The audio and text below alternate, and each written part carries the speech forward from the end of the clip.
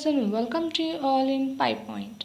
So guys, आज की video specially आपकी डिमांड पे आई है, means you have demanded for Armstrong number of n digits in Python. So guys, ये video आपके लिए है जहाँ पे हम अब देखेंगे कि आर्मस्ट्रॉन्ग नंबर को हम n डिजिट्स, यानी कि हमारे पास नंबर अगर 2 डिजिट्स के हों या 1 डिजिट या फिर 5 डिजिट्स के हों, 7 डिजिट्स के हों, कितने भी डिजिट्स के आपके पास नंबर हों, तो वो आर्मस्ट्रॉन्ग है या नहीं, वो चीज़ आपको यहाँ पे क्लियर हो जाएगी. ठीक है. In the previous video we have done a video in this video we have find the Armstrong number of 3 digits, जहाँ पे हमने सिर्फ 3 डिजिट का Armstrong नंबर फाइंड आउट किया था. अब हम यहाँ पे फाइंड आउट करेंगे Armstrong नंबर n डिजिट्स का. ओके. सो ये हमें पूरा प्रोसेस करना किस तरीके से है, इसके लिए इससे पहले जानना ज़रूरी ये है कि Armstrong नंबर होता क्या है. सो गाइस, Armstrong नंबर क्या होता है? वो नंबर होता है जिसके क्यूब, उस नंबर का अगर हम क्यूब करें, उन क्यूब का अगर जब सम करें तो वो उस नंबर के इक्वल होना चाहिए. लाइक यहाँ पे एक नंबर है 407. 407 इज़ अ नंबर जिसका जो एक तरीके से आर्मस्ट्रॉन्ग नंबर है. ठीक है. तो इसको जब आप क्यूब करोगे और इसका जब क्यूब का जो सम निकालोगे वो 407 के इक्वल होगा. ये पहला एग्जाम्पल था. दूसरा इसका एग्जाम्पल है 153 जो हमने किया था डिस्कशन लास्ट वीडियो में.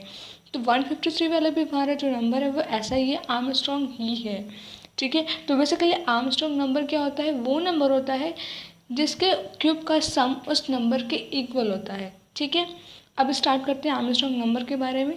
सो देखो गाइस, लास्ट वीडियो में जब हमने किया था आर्मस्ट्रॉन्ग नंबर को 3 डिजिट्स में प्रिंट किया था, तो वहाँ पे कॉन्सेप्ट डिफरेंट था. वहाँ पे हमने डिजिट में पावर लगाई थी 3 की. Okay. We have use the power of 3.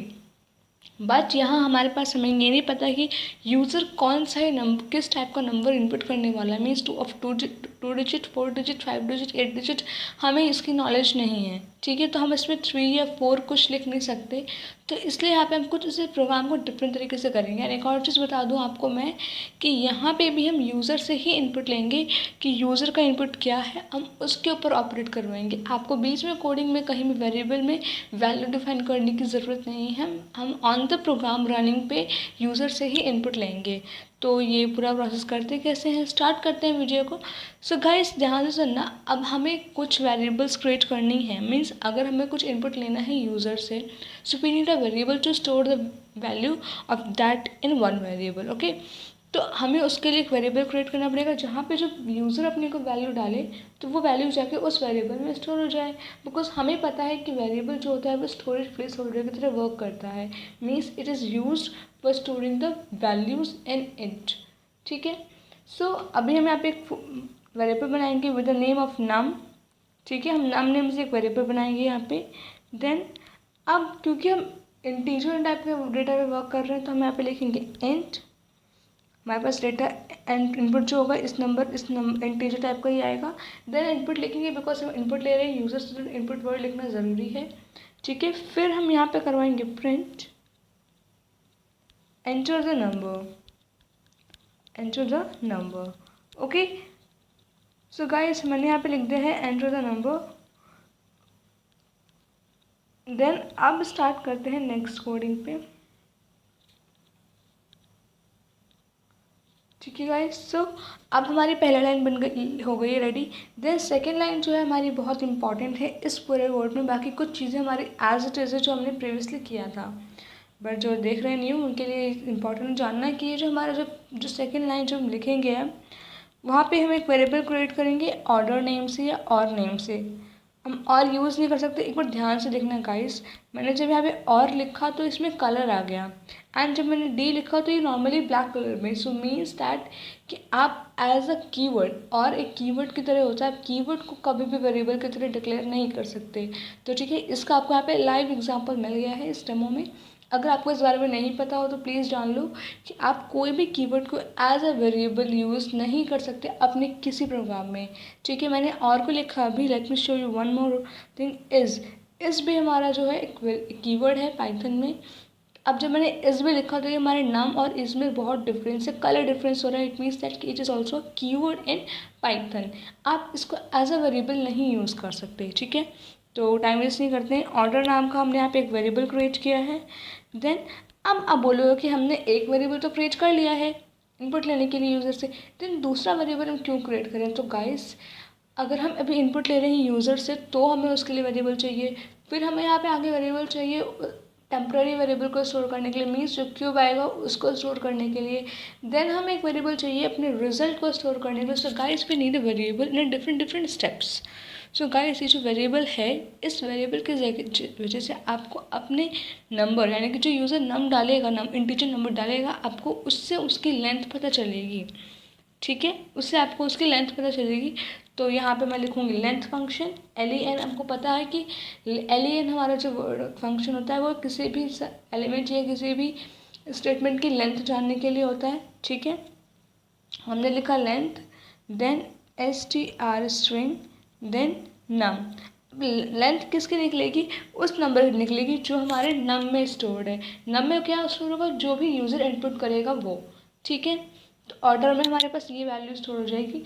Then आते हैं नेक्स्ट पे, यहाँ पे हम एक वेरिएबल बनाएंगे सम नेम से। अब देखो गाइस, अब इस सम नाम के वेरिएबल में क्या क्रिएट हो रहा है? हमने सम के इक्वल्स टू वैल्यू 0 लिखी है। क्यों लिखी है 0? बिकॉज अभी हम इसमें कोई वैल्यू स्पेसिफाई कर नहीं सकते। ठीक है, हमने 0 लिखी है, जो भी वैल्यू स्टोर होगी हमारी जो एक्चुअल होगी वो स्टोर होगी। बाई चांस में हम 1 या कोई और वेरिएबल लिखते तो हमारी वैल्यू एज इट इज़ वो स्टोर नहीं होती जो हम चाहते थे। ठीक है, सो हमने यहाँ पे लिखा है, मैंने यहाँ पे लिखा है सम इज इक्वल्स टू 0।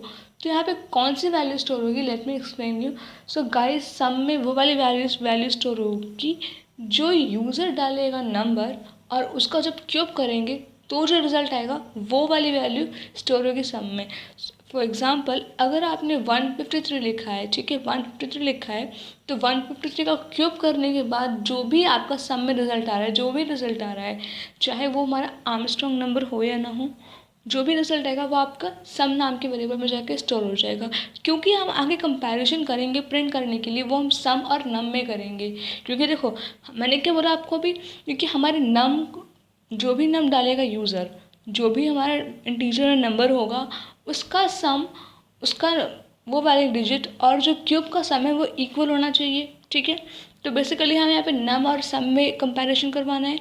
तो इसके लिए इम्पोर्टेंट क्या है कि जब हमारे पास जो भी वैल्यू सम का जो भी रिजल्ट है वो कहीं तो स्टोर हो, तो हमारे पास वो वाली वेरिएबल है सम वेरिएबल है। एंड नम को तो हम स्टोर कर ही रहे हैं, इंटीजर टाइप के डेटा को हम स्टोर तो कर ही रहे हैं जो भी हम यूज़र से ले रहे हैं। ठीक है, वो तो हम कर रहे हैं नम नाम के वेरिएबल में। So guys this is the most important two variables जो हम अपने इस प्रोग्राम कोड में यूज़ करेंगे, क्योंकि हमारा पूरा कोड इसके ऊपर ही बेस्ड है फॉर प्रिंटिंग। कंपैरिजन और प्रिंटिंग के लिए इसके ऊपर बेस्ड है, बट आप ये नहीं कर सकते कि पूरा प्रोग्राम इसके ऊपर बेस्ड है, because there are lot more things in this program. So अभी आपने देखा हमने किस तरीके से यहाँ पे क्रिएट करती है। जैसे कि मैंने आपको बोला अभी, जैसे कि आपको मैंने बोला अभी कि हमें यहाँ पे एक और वेरिएबल क्रिएट करना है टेम्प नेम से। It was a temporary variable. इसमें आपके पास जितनी वैल्यूज़ होंगी क्यूब की, मीन्स जो भी क्यूब निकलता जाएगा वो आपके पास टेम्प नाम के वेरिएबल में जाके स्टोर होता रहेगा गाइस। ओके, सो यहाँ पे एक वेरिएबल क्रिएट करते हैं टेम्प नेम का, टेम्प इक्वल्स टू नम। अब देखो यहाँ पे हमने इक्वल्स टू नम क्यों लिखा है? इक्वल्स टू नम लिखने का यहाँ पे मोटिव इसलिए है कि जो भी नम वैल्यू होगी, जो भी वैल्यू इंटीजर टाइप की जो भी यूज़र एंटर करेगा नम में, वो वाली वेरिएबल हमारे टेम्प में जाके स्टोर होगी। ठीक है, मीन्स अब 153 का अगर हमने क्यूब किया तो उसकी क्यूब की वैल्यू हमारे पास नम टेम्प नाम के वेरिएबल में जाके स्टोर होगी। अब उसे कैसे, प्रोग्राम को कैसे पता चलेगा कि कौन सी वैल्यू जाके स्टोर होनी चाहिए टेम्प में? ठीक है, कौन सी वैल्यू किसका क्यूब करना है? सो हमें बताना पड़ेगा ना वो चीज़। तो हम वो चीज़ क्या बता रहे हैं यहाँ पे कि नम नाम का जो वेरिएबल है उसमें जो वैल्यू है वो उसका क्यूब निकाल के हमें टेम्प नाम के वेरिएबल में स्टोर करना है। ठीक है, आई होप इतना क्लियर हो। देन आते हैं नेक्स्ट पे। अब हम यहाँ पे यूज़ करेंगे वाइल लूप आगे के प्रोसेस के लिए। ठीक है, सो देखते हैं वाइल लूप के बारे में। अब हमें क्या लिखना है? अब हमें लिखना है वाइल लूप। ठीक है, अब हम यहाँ पे लिखेंगे while loop. So guys while loop के लिए क्या कंडीशन लगानी है हमें यहाँ पे? पहले हम लिखेंगे वाइल, देन टेम्प।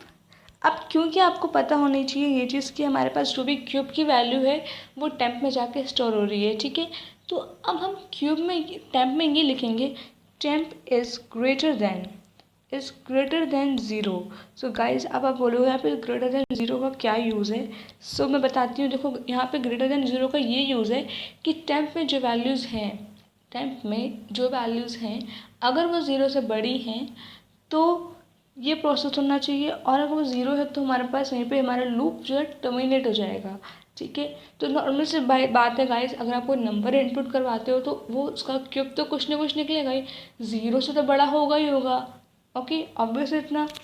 तो यहाँ पे क्या होगा, यहाँ पे एक और वेरिएबल बनेगा डिजिट नेम से, जहाँ पे हमारे पास टेम्प का जो डिवाइड होगा 10 से वो जाके स्टोर होगा वहाँ पे।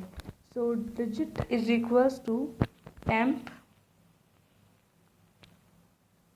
GLS and then 10. So guys, this is all about digit. Now we are having a sum variable. So guys, अभी जैसे आपको मैंने बोला कि सम का हम कंपैरिजन करेंगे नाम से, ठीक है।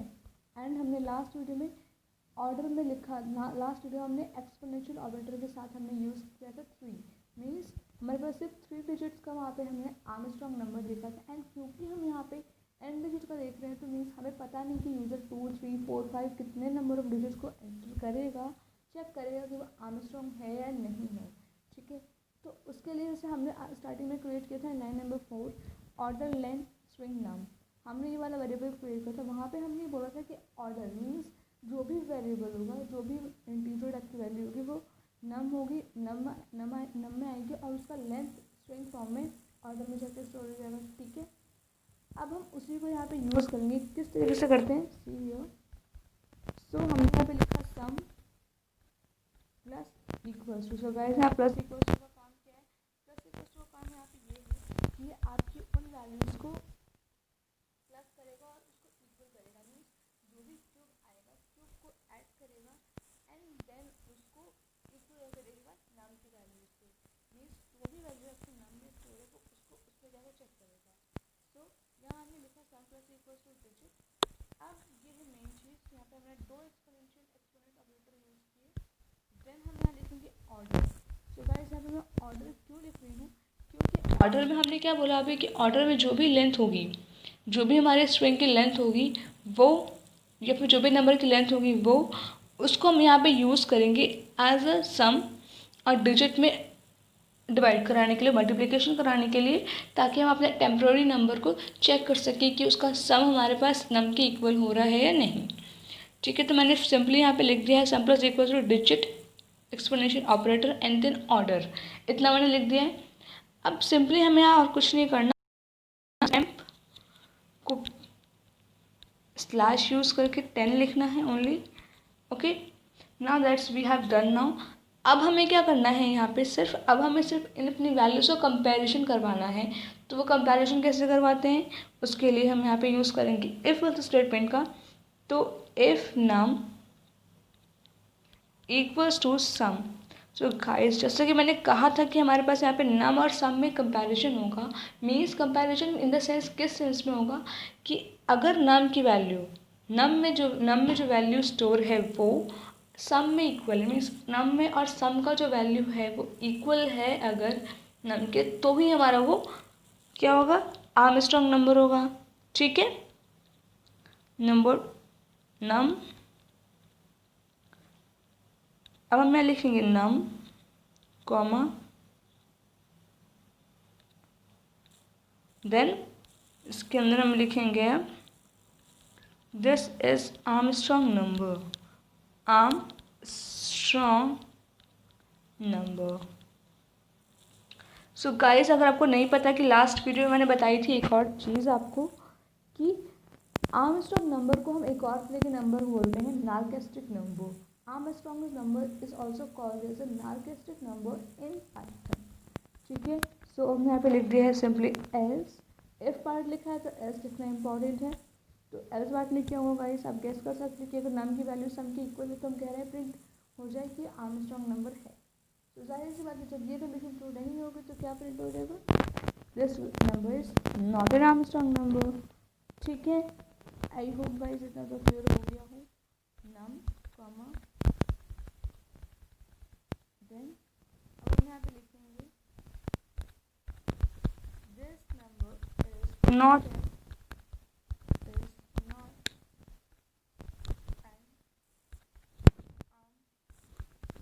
Armstrong number. ये हमने लिखी है वाली लाइन एंड हमारा प्रोग्राम होता है कंप्लीट।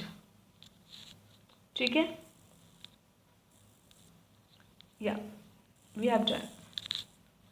तो गाइस देखा अभी किस तरीके से हमने अपने इस पूरे कोड को कंप्लीट कर दिया है। कितने लाइन ऑफ कोड्स हमने किए? From line number 2 to line number 15। It means you can say that from line number 1 to line number 14 we have done. 1 to 13 हमने कंप्लीट कर लिया, अपनी लाइन में पूरी कोडिंग कंप्लीट कर लिया। Let me explain you once in a time again. So guys देखो आपके लिए प्रिंटिंग और इफ सम वाली लाइन तो बहुत ईजी होगी समझने के लिए, बिकॉज ये इसमें इतना कुछ स्पेशल है नहीं। सो आते हैं फोर्थ लाइन से, 2 लाइन से, सेकेंड लाइन से। सो देखो यहाँ पे क्या किया है मैंने, num is equals to and लिखा है। मीन्स मैंने वैल्यू जो भी यूज़र इनपुट करेगा वो नम में जाके स्टोर हो जाएगी। देन हमने ऑर्डर में स्टोर करवाया लेंथ एंड नम का स्ट्रिंग। देन सम में हमने क्या स्टोर करवाया है, जो भी वैल्यू हमारी क्यूब के सम करने के बाद आएगी वो जाके सम में स्टोर हो जाएगी, इसलिए हमने सम इज इक्वल्स टू 0 लिखा हुआ है। देन टेम्प में नम का जो क्यूब होगा वो जाके स्टोर होगा वहाँ पे। एंड हमने फिर बोला कि temp is greater than 0। Means temp की वैल्यू अगर 0 से बड़ी है, ऑब्वियसली गाइज बात है गाइज, अगर आप कोई वैल्यू इनपुट कर रहे हो इट मीन्स दैट कि वो आपकी कोई नंबर होगा, क्यूब करोगे तो उसकी वैल्यू 0 से अबव ही आने वाली है, कम तो आएगी नहीं। कम आएगी तो जाहिर सी बात है, मीन्स आपने कोई ऐसा नंबर एंटर किया होगा कम आएगी अगर, तो आपका प्रोग्राम वहीं टर्मिनेट हो जाएगा, आपको कुछ नहीं मिलेगा output. But in the sense अगर आपके पास टेम्प की वैल्यू ज़्यादा होती है 0 से, तो ये वाला कोड रन होगा, डिजिट इक्वल टू टेम्प%10 sum plus equal to digit into order. So guys अभी तो ये कोड देखा आपने पूरा किस तरीके से हमने कंप्लीट कर लिया है। अब इसको करते हैं रन, देखते हैं आउटपुट। तो गाइस मेरे पास यहाँ रन हो गया है। देन हमने लिखा है एंटर द नंबर। अब यहाँ हम एंटर करते हैं 4।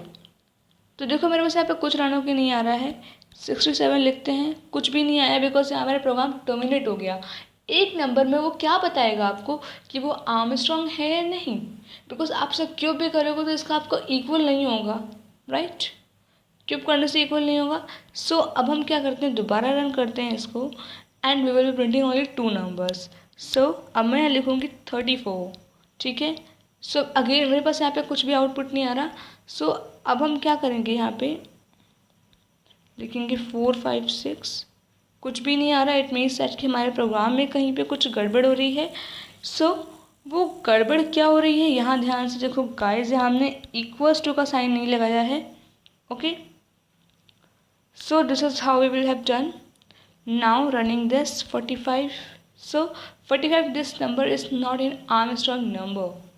Okay, 45 आर्मस्ट्रॉन्ग नंबर नहीं है, ये प्रिंट होके आ गया। सो गाइस देखा अभी आपने कि कितने छोटे से मिस्टेक से आपके प्रोग्राम में एरर आ सकता है और उसको समझना कभी कभी मुश्किल भी हो जाता है।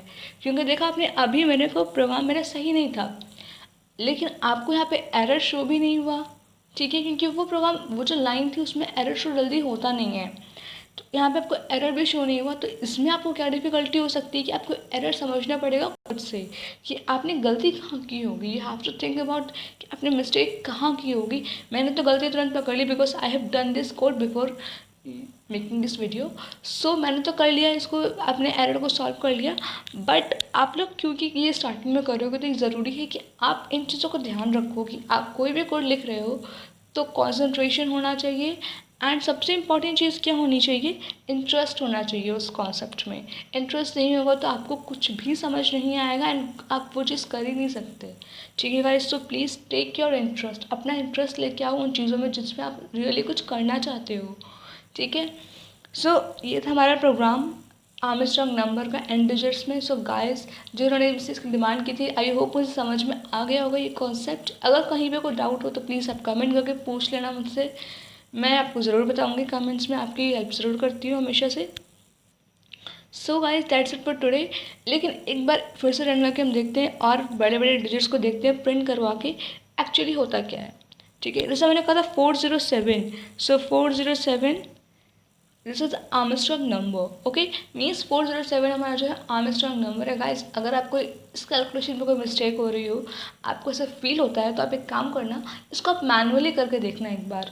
If you feel the difference that कितनी ईजिली यहाँ हो जाता है एंड वहाँ मैनुअली करोगे तो वो थोड़ा डिफिकल्ट हो सकता है, बट इंटरेस्टिंग है, लॉजिक है, मज़ा आएगा करने में, करना ज़रूर एक बार ट्राई। ठीक है, सो एक बार कुछ और डिफरेंट नंबर ले लेते हैं हम। अब मैं यहाँ पे लेती हूँ 5 6 7 8. Okay, this is number is not an Armstrong number. So guys, देखा आपने कि यहाँ पे किस तरीके से हमने 2 डिजिट का देखा एंड देन हमने 4 का देखा. अब एक बार ट्राई करें 1 नंबर को लेके. Means taking only 1 as an input. 2 this is Armstrong number. जाहिर सी बात है गाइस, इसमें आपको आर्मस्ट्रॉन्ग नंबर मिलेगा. 1 + 1 2. क्यूब भी करोगे आपको आर्मस्ट्रॉन्ग नंबर मिलेगा. ठीक है. So guys, that's it for today. Keep learning Python and keep coding Python with PyPoint, and keep practicing all the codes that have been discussed till now. And कहीं कोई doubt हो तो please comment करके मुझे explain कर देना. मैं आपको समझा दूँगी वो चीज़, लेकिन एक्सप्लेन कर अपने कमेंट्स में अपने फीडबैक को ज़रूर लिखना. ठीक है. एंड एक और चीज़ गाइस, अगर आपको कोई स्पेशल वीडियो चाहिए किसी के स्पेशल प्रोग्राम पे तो आप कमेंट कर सकते हो. जैसे मैं किसी एक वीडियो लेके आई थी यहाँ पे, ये स्पेशली डिमांड पे आप कमेंट कर देना, वो वीडियो भी आपके लिए आ जाएगी. बट मेक श्योर कि आप उन चीज़ों में इंटरेस्ट ले रहे हो. Just for that formality don't do this. Okay. So thank you so much for watching this video. If you like this content, if you like understanding, means अगर आपको समझ में आ गया हो कंटेंट, एग्जाम्पल समझ में आ गया हो, तो प्लीज़ लाइक कर देना, शेयर कर देना, सब्सक्राइब कर देना चैनल को, ताकि आपको इससे और इंटरेस्टिंग वीडियोस मिले. डिफरेंट टॉपिक्स पे कुछ न्यू लेके आने की मैं कोशिश करूँगी आप लोगों के लिए. बस आप लाइक, शेयर एंड सब्सक्राइब ज़रूर कर देना. Thank you so much.